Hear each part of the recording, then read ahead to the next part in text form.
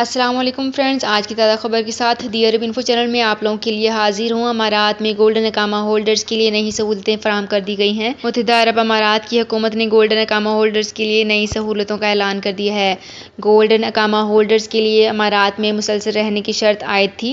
अमारात हुकूमत ने अब इस शर्त को मनसूख कर दिया है। गैर मुल्कियों के अकामा और दाखिले के लिए नया निज़ाम जारी किया जाएगा।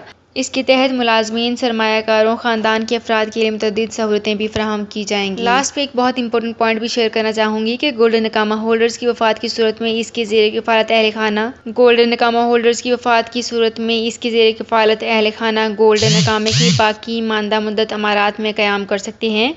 गोल्डन अकामा परमिट गैर मुल्की के ख़ानदान के लिए जारी होगा। इसमें बीवी और बच्चे भी शामिल होते हैं।